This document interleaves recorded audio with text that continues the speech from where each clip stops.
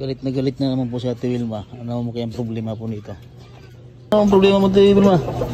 Tawat, nilang akong itangan na sa ay akong pangkuhan sa kaldero. Ano pang nawala? Ang mga biskuit borloloy. Pati mga biskwit. Hindi pang mga gari ah. Mantika. Mukad. Pati mantika. Ay, saan mo kasi nilagay? Ate Wilma. Yung mga mantika. Ay, yung mga ano, yung mga tuyo. Na binili natin. Sa ko? Oo. Ay, saan mo nilagay yung mga biskwit kasi ni Burluloy? Pinasok sa loob. Ay, siguro binabantayan ka lang umalis. Ay, yung mga gatas ni Burluloy. Hindi ako. Ha? May bawas din ang gatas ni Burluloy. Akong ibawasan na. Ay, binawasan mo na. Oo.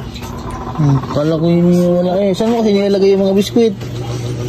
Oh, tulog po si Burluloy oh. Ha? Yung mga diaper, doon mo lang sinasabit eh. Makuha nga yan. Ay, dyan mo lang kasi nasabit. Oh. Asok na nito po yung diaper. Ha? Ay, yung mga pagkain. Ay, mahirap kasi eh. Kahit hanapin mo yan dyan, kahit itago mo yan dyan, bubulat pa ikaw umalis. Puti yung bigas niyo. Ang bigas niyo, ba't may bawas na yan oh? Nagbawas? Ay, binawasan niya na. Oo. Pinagsaingan ni Jerome ganyan ha? Ha? Pinagsaingan ni Jerome ganyan umaga. Ang bigas. Oo. Dapat dyan ay itakpan yung bigas niyo. Pag yan ay Kaya nga natin hindi. Taguan daw ang bigas. May nangunguha ng bigas dito. Ang gani. Yung mga sukal, walang bawas. Ibawasan na ako gagabi eh. Oo. Kaya nagtimpla na si Jerome. Sa susunod, bigay ng tulong. Oo. Pabiling grocery sa susunod. Kasi paraging nawawala. Kahit sa kanya yung bahay nyo, may pumapasok. Diba ito, may lock na. Yan, oh, mayroon pa yung lock. Oh. Siguro nakakalimutan ni Ate Wilma na isusi.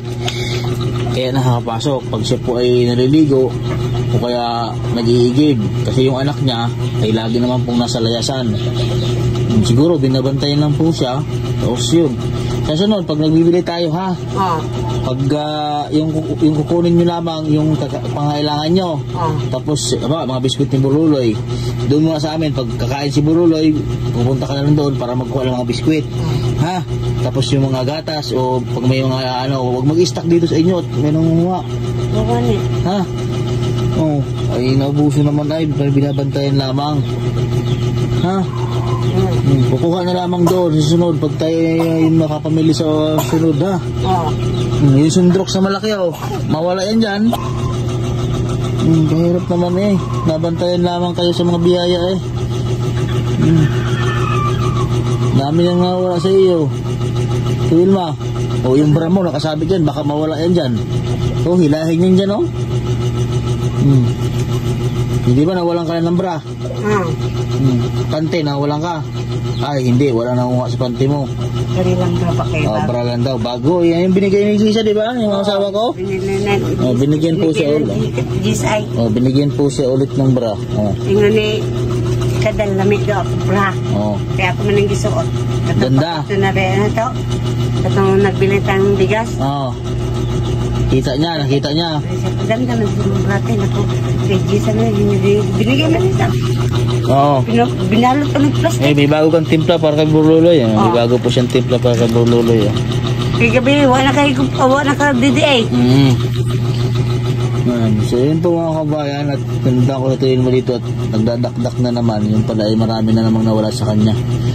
Ayan, susunod baka yun nga, doon namin itago sa bahay. Tapos pag yung mga kailangan na nila, yun pakuha ko lang sa kanya doon.